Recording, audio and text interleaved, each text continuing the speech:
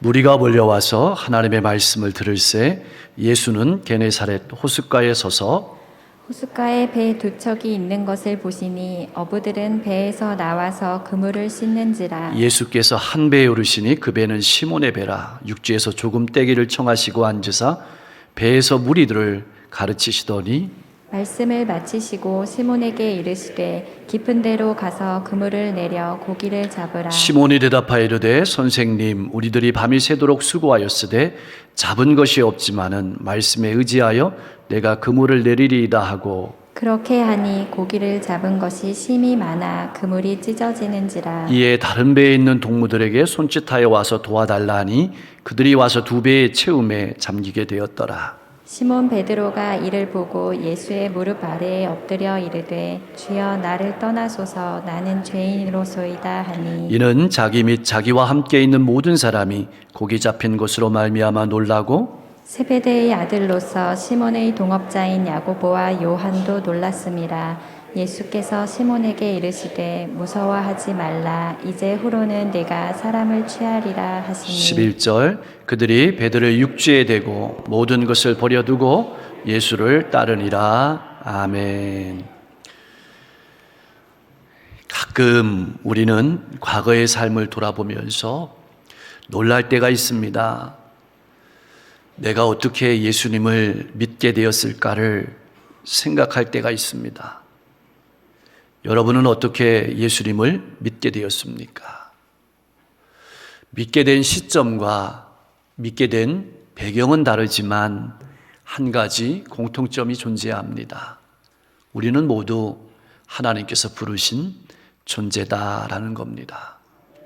성경 말씀이 하나님께서 사람을 찾아오신 이야기를 기록한 것이 성경입니다. 그런데 어디로 찾아오셨냐면 우리가 살아가고 있는 삶의 현장 한가운데로 찾아오셨습니다. 오늘 본문 말씀에 보니까 예수님께서 베드로를 삶의 현장 한가운데로 찾아오셨어요. 복음서에는 예수님께서 제자들을 찾아오신 장면이 여러 번 나옵니다.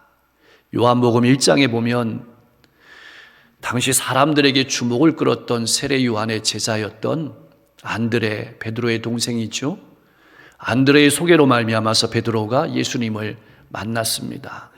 그때 예수님께서 베드로에게 게바라는 이름을 주셨습니다.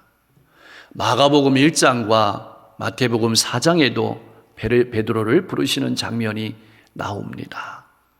그렇게 베드로는 부름을 받았음에도 불구하고 자기의 길로 걸어갔습니다.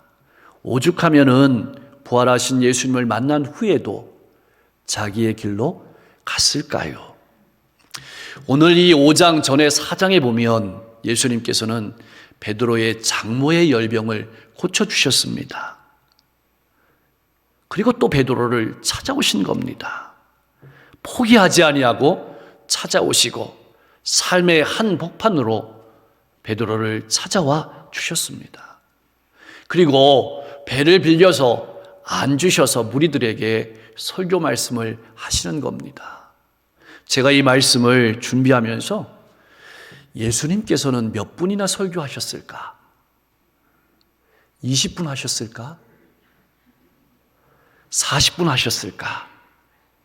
1시간 하셨을까?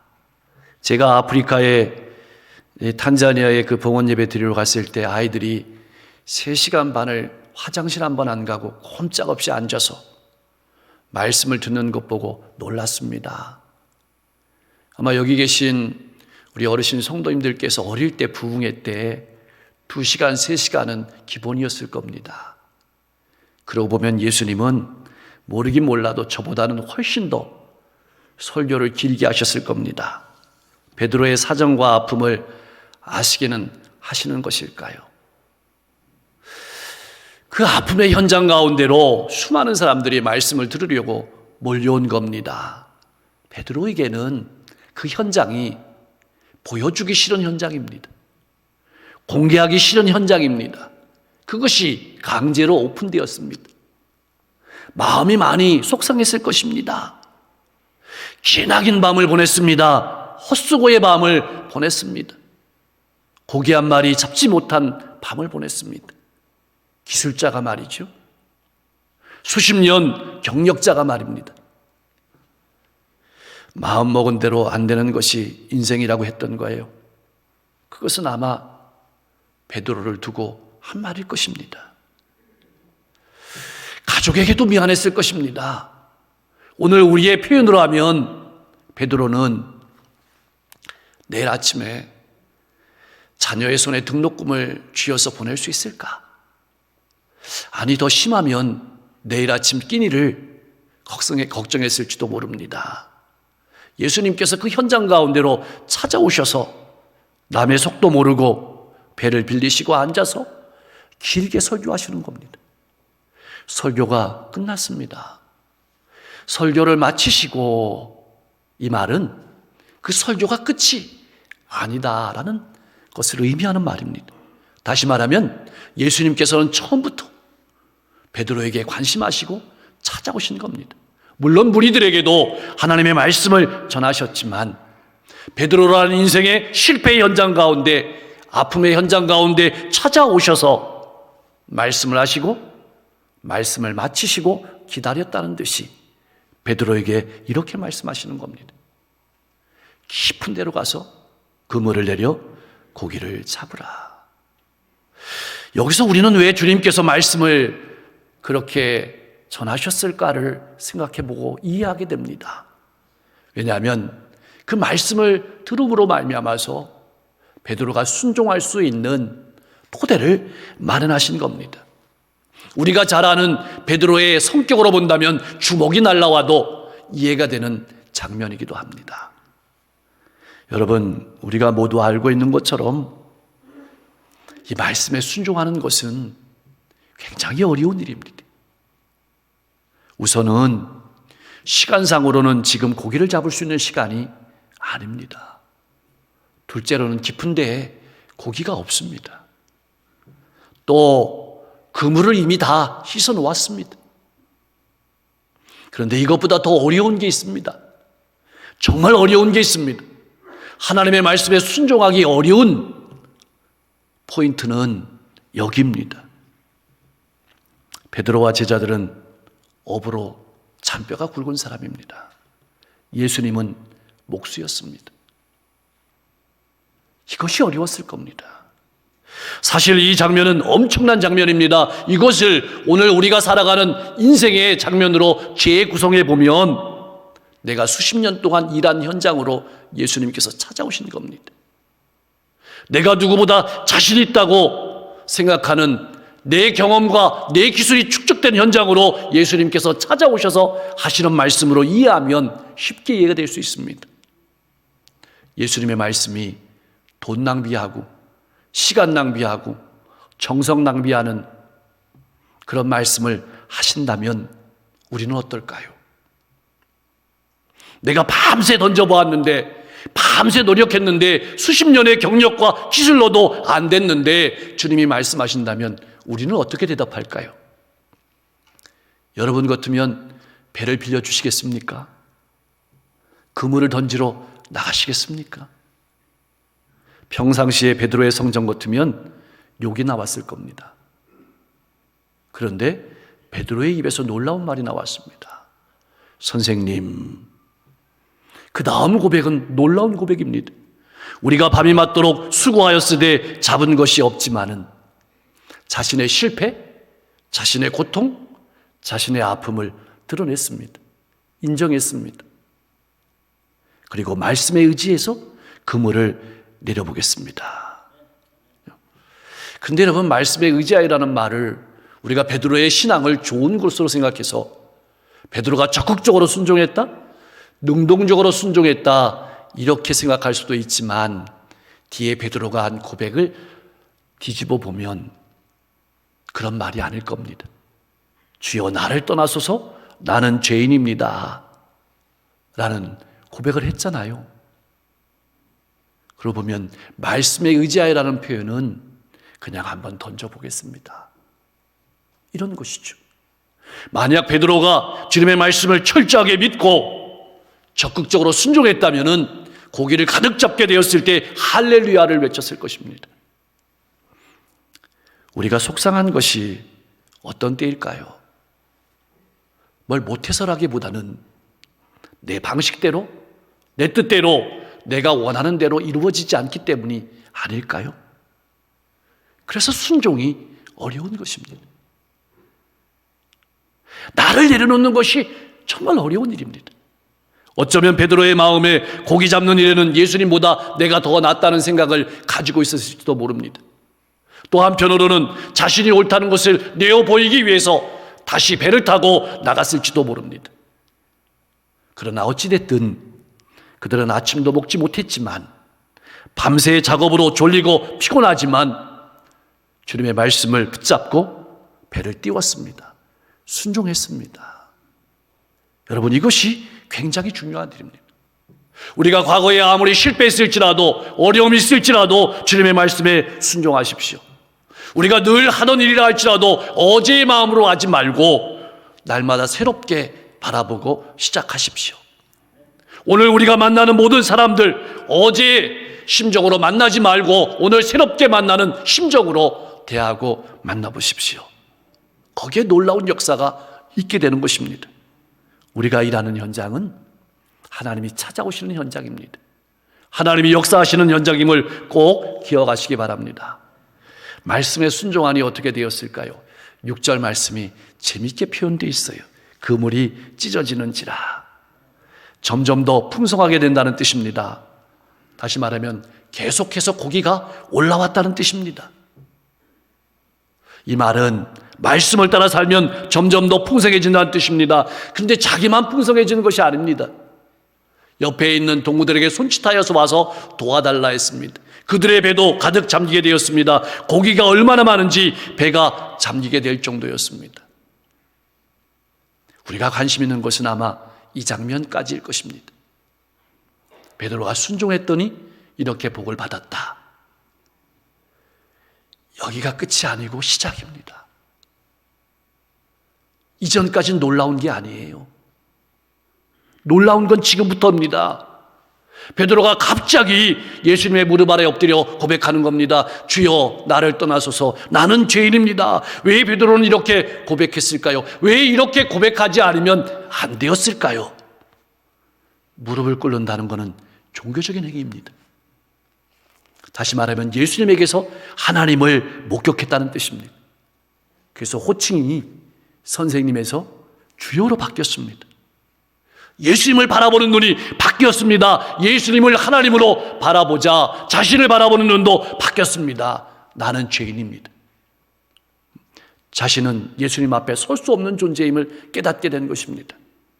지금까지 하나님의 말씀대로 살지 못했음을 깨닫게 된 것입니다.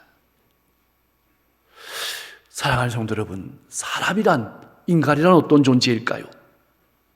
인간이란 자신의 경험, 자신의 지식, 자신의 사고방식을 따라 살아가는 존재입니다. 그것을 전부로 알고 살아가는 존재입니다. 그것에 매여 살아가는 존재입니다. 그것이 무너지면 인생이 무너지는 줄로 알고 살아가는 존재가 바로 인간입니다. 베드로는 지금까지 그러한 삶을 살아왔습니다. 베드로가 나는 죄인입니다 라는 고백의 말씀을 드린 뜻은 이제까지 내가 그러한 방식으로 살아왔다는 것이죠. 내 고기잡이 경력, 내 고기잡이 기술, 내가 그물을 치는 방식이 제일로 알고 그것이 진리인 줄로 알고 살아왔다는 것입니다. 그리고 이 말에는 이제부터는 내 방식대로 살지 않고 하나님의 말씀을 따라 살아가는 인생이 되겠습니다라는 표현이 이 말씀 가운데 녹아 있는 겁니다. 여러분은 지금까지 어떤 삶을 살아왔습니까? 이 시간 주님 앞에 드리는 여러분의 고백은 무엇입니까? 그때 주님께서 말씀하시는 겁니다. 무서워하지 말라. 여러분, 이 말씀은 단순한 위로의 말씀이 아닙니다. 앞으로 새로운 사명을 부여하는 축복이 전제된 말씀입니다. 쉽게 얘기하면 이런 얘기입니다. 너는 그냥 그렇게 살다 갈 존재가 아니다. 이것이 우리를 향하신 하나님의 말씀입니다. 이 말은 어부라는 직업이 나쁘다는 얘기가 절대 아닙니다. 그렇게 오해하면 안 됩니다. 너는 사람을 낚을 어부다. 앞으로는 생명을 건져내는 사람이 될 것이다. 우리에게 말씀하고 계시는 거예요. 하나님께서 주시는 힘으로 사람을 살리는 사람, 그 사람이 바로 너 베드로다. 하나님께서 주시는 힘으로 이웃을 살리는 사람이 바로 여러분이라고 주님께서 이 시간 말씀하고 있는 것입니다. 이것은 인간이 어떤 존재임을 적나라하게 보여주는 말씀이기도 합니다. 인간은 물에 빠진 불쌍한 존재입니다. 허우적거리는 존재입니다. 죽어가는 존재입니다. 구원하지 않으면 죽을 수밖에 없는 존재가 인간입니다. 물속에 빠진 것도 아픔이지만 더 아픈 것은 자신이 사는 물이 복인 줄로 알고 살아가고 있습니다. 더 심각한 것은 거기에 빠져 있는 줄도 모르고 그러기에 거기서 나오려고 하지도 않는다는 것입니다. 여러분, 인간은 하나님의 형상대로 취임을 받았습니다. 그래서 물속에서 나와야 합니다. 그것이 인간이 사는 길입니다. 그렇기에 고기를 낚듯이 복음의 그물을 가지고 수많은 영혼들을 사단의 지배에서 건져내는 일이 베드로가 할 일이고 우리가 할 일이라고 주님께서 말씀하시는 겁니다. 이제 더 놀라운 사건이 펼쳐집니다. 베드로와 제자들은 모든 것을 버려두고 예수님을 따랐습니다. 이게 기적입니다. 이게 기적이에요. 지금까지는 내 뜻대로 사는 삶을 살아왔는데 이제는 그러한 삶을 버리고 적극적으로 예수님을 따르는 삶이 되었다는 것입니다. 예수님이 누구신지 알고 자신이 참모습을 발견한 베드로는 이제까지 자신의 삶의 방식을 내려놓고 하나님의 말씀을 따라 살아가는 제자의 삶을 살아가기로 선택한 것입니다. 예수님께서는 그렇게 베드로를 찾아오셨습니다. 베드로의 자충우돌은 계속됐습니다. 그러나 3년 후 베드로는 주님의 능력을 힘입어서 이 소명을 감당하는 하나님의 사람이 되었습니다. 이것이 기적입니다. 이것이 우리를 찾아오신 이유입니다. 사랑하는 성도 여러분, 우리는 이 본문 말씀을 통해서 이런 질문을 던져야 합니다. 무엇이 우리 인생의 실패일까요? 우리는 물고기 잡지 못하는 것을 실패로 알고 있습니다.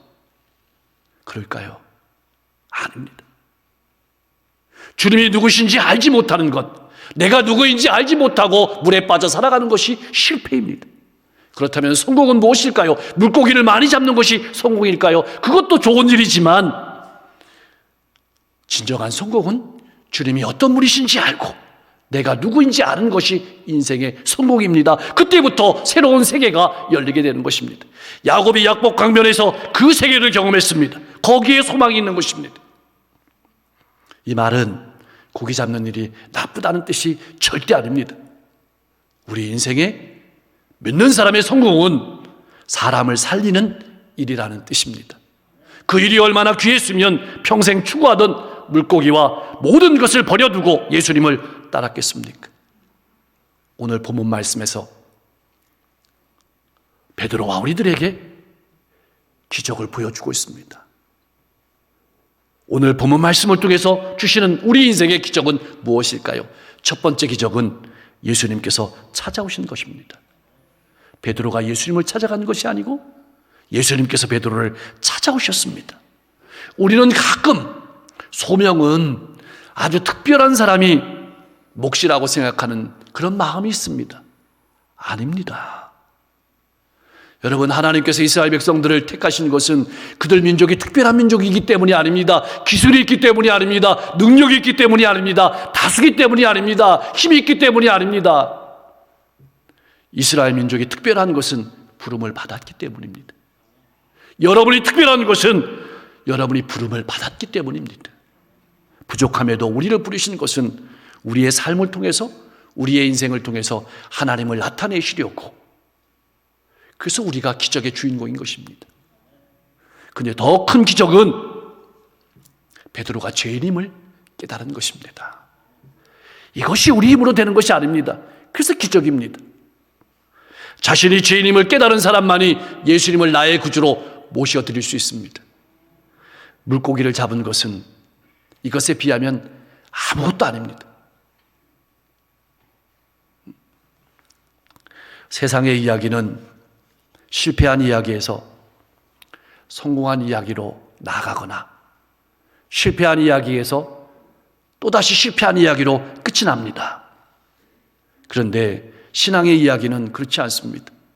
실패를 통해서 주님을 만납니다. 내가 누구인지 깨닫습니다. 그리고 사명으로 나아갑니다. 모세가 그랬습니다. 베드로가 그랬습니다. 이제는 우리 차례입니다. 그래서 주님께서 우리를 찾아오시고 우리를 만나주시고 우리가 누구인지 깨닫게 하시고 우리에게 새로운 사명을 부여하시는 것입니다. 가장 놀라운 기적이 하나 남아 있습니다. 베드로와 제자들이 주님을 따른 것입니다. 우리 인생의 가장 큰 기적은 이겁니다. 주님은 오늘도 자기 백성을 부르시는 겁니다. 우리는 여러 가지 이유를 대면서 초청을 거부하고 각자의 길로 갈지라도 예수님은 계속해서 우리를 찾아오시는 겁니다. 하나님의 놀라운 계획은 택하신 백성을 다 찾으시는 겁니다. 그 일을 위해서 주님께서 오셨고 누가 이 일을 할 수 있겠습니까? 누가 이 일을 감당하겠습니까? 자신이 죄인임을 깨닫는 사람입니다. 자신이 무력함을 깨닫는 사람입니다. 오직 주님께 자신을 내어 맡기는 사람입니다. 내 경험, 내 지식, 내 기술을 내려놓는 사람입니다. 그런 사람을 사용하셔서 하나님께서 든든하게 교회를 세워가십니다. 하나님의 놀라운 역사를 이루어 가십니다. 예수님께서 우리를 부르신 목적은 복음이 점점 더 널리 퍼져서 더 많은 사람들이 듣게 하는 것입니다. 그리고 그 부르심은 예수님과 함께 사람을 거두는 일입니다. 생명을 살리는 일입니다. 하나님 나라에는 없는 게 있습니다. 구경꾼이 없습니다. 모두가 다 부름받은 사람입니다. 여러분이 그 주인공임을 잊지 마십시오. 하나님 나라를 위해서 일평생 크게 쓰임받는 복된 믿음의 일꾼들, 복된 믿음의 인생들 되실 수 있기를 주님의 이름으로 간절히 축원합니다.